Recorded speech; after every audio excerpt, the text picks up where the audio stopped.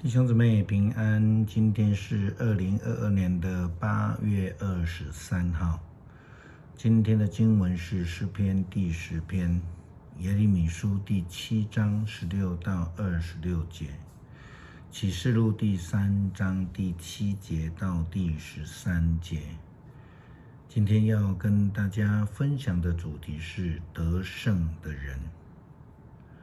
有一首黑人灵歌We shall overcome， 中文翻译成我们必得胜，台语翻译为咱要出头天。这是在美洲的黑人在受奴役的时期非常喜欢唱的一首歌曲。这首诗歌公开于1901年，原本是一首这个福音诗歌，但是后来却成了黑人运动的歌曲。特别在1945年的时候，在美国南卡罗来州查理士敦市的黑人雪茄奴工，他们的抗争当中，当时候被定位成暴动。在这个期间呢，他们使用这一首诗歌，而就成为了黑人自由运动的主要抗争歌曲。这一首抗争歌曲是来自福音诗歌，是很有意思的，因为我们的得胜不仅仅是要靠我们自己努力去争取的，其实更需要上帝的恩典同在，让我们得以出头天，能够得胜。既然我们需要靠主得胜，那么与上帝的关系就是基本的要求了。一旦我们离开了上帝的道路，就是失去了他的保守。大卫呢，他以牧羊人来形容上帝与他或是世人的关系，因为他自己曾经是一位牧者，他非常清楚在犹太旷野牧羊人的这个情况。羊群需要一步一步的跟随牧羊人的脚步，才能确保吃得到下一口的青草，才有机会能够跟着牧者达到安全的处所。然而那迷失的羊，就是离开了牧羊人的带领，牧羊人的保护，是否能够安全，其实就很有问题了。耶利米书第7章16节到20节，圣经这样说：上主说，耶利米啊，不要替这些人祷告，也不要为他们哀求。你不要向我祈求，因为我不听。难道你没有看见他们在犹大各城镇，在耶路撒冷的大街小巷做些什么吗？他们的儿女收集木材，父亲点火，母亲揉面团做贡饼，献给他们的女神天后。他们也向别的神明奠酒，故意激怒我。其实他们不是伤害我，而是伤害自己，自取其辱。所以我至高的上主要把愤怒倾泻在这座圣殿，也要倾泻在人、动物、树木和五谷的上面。我的愤怒就像烈火燃烧，没有人能够扑灭。以色列人离开了上帝，也让自己的生活乱七八糟，他们却还以为自己非常的聪明能干，想要故意的激怒上帝，但是事实上却是自取其辱。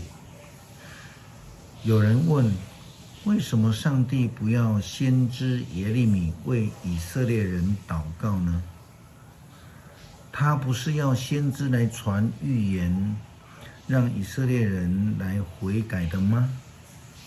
是的，传悔改的福音是先知的责任，但是问题的重点是在于以色列人根本不领情，而上帝这样的说法是一种宣告式的说法，因为以色列人心里刚硬，并且想要透过这样的方式来羞辱上帝的名，但却是伤害了他们自己。以色列人这样的愚昧的想法、错误的做法，到现代人还是会发生，不是吗？人以为敌对上帝或是上帝的仆人就可以让自己出头天，但是事实上是不可能的，因为到最后受到伤害的反倒是他们自己。上帝告诉先知耶利米说：“我只命令他们听从我，这样我就做他们的上帝，他们做我的子民。我要他们遵行我的道路，这样他们就会万事顺利。可是他们不听从，也不理会，反而受自己那顽固邪恶的心所支配，越变越坏。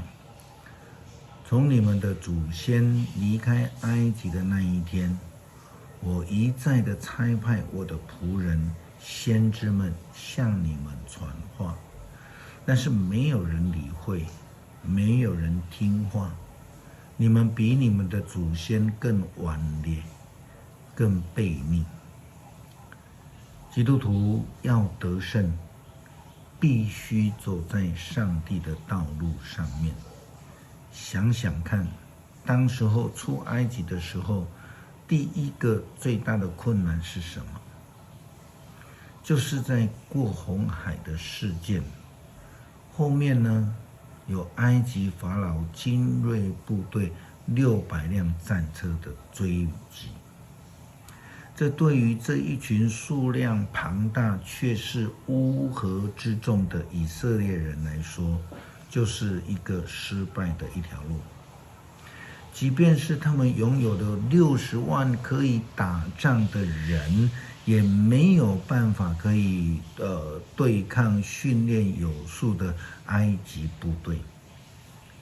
然后又前面有拦阻，红海的阻隔，他们如何能够过红海？对当时候的以色列人，甚至是摩西，可以说是一个非常头痛的难题。要带领这么多人跨过红海，他们那时候都没有桥梁，更是没有船，何况他们有老弱妇孺，总数超过200万人。这个时候，他们唯一能够得胜的机会，竟然是靠着一根牧羊人的木杖，以及摩西所介绍给他们那一位看不见的上帝。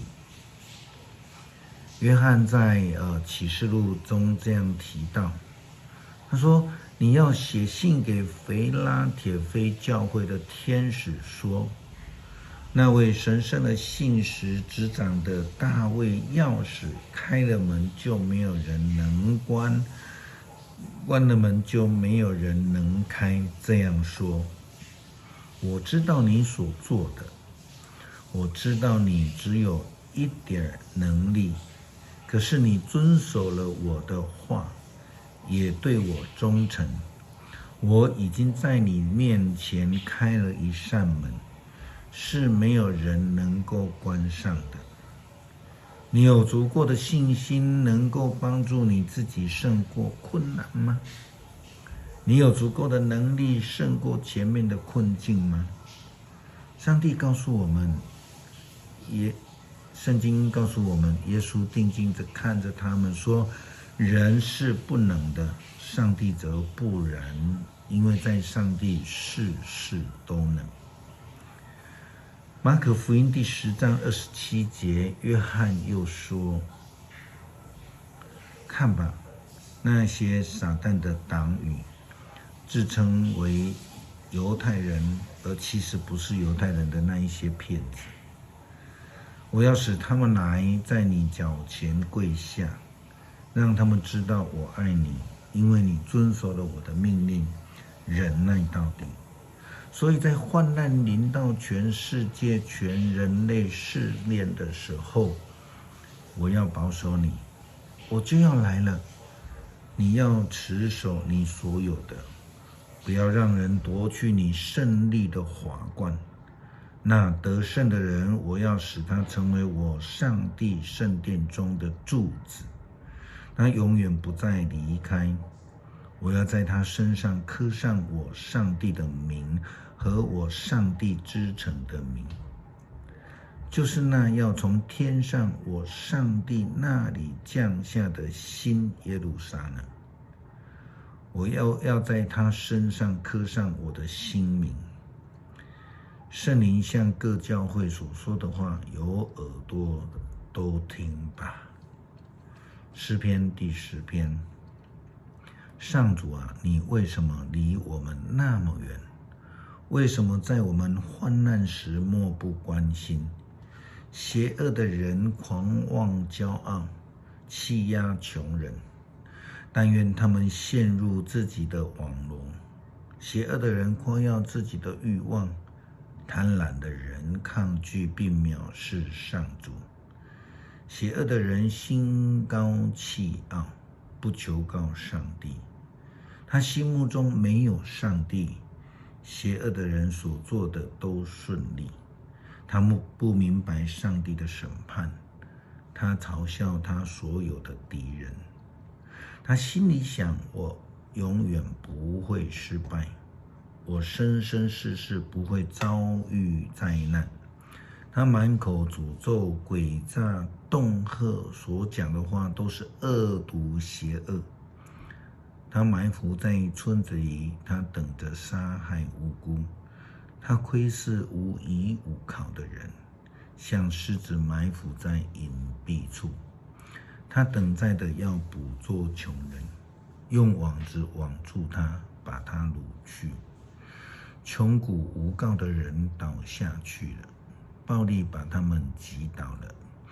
邪恶的人对自己说：上帝不管这些，他闭着眼睛，永远看不见我。上主啊，求你来拯救我。上主啊，别忘了被欺压的人。邪恶的人怎能藐视上帝？心里说，他不会惩罚我。但是你鉴察我，关心人的愁苦患难，你随时随地援助穷苦无助的人，都投靠你，因为你一向帮助孤寡无告的人。求你粉碎邪恶者的势力，求你惩罚他们的罪行，彻底的追究。上主永远作王掌权，异族要从他的土地消灭。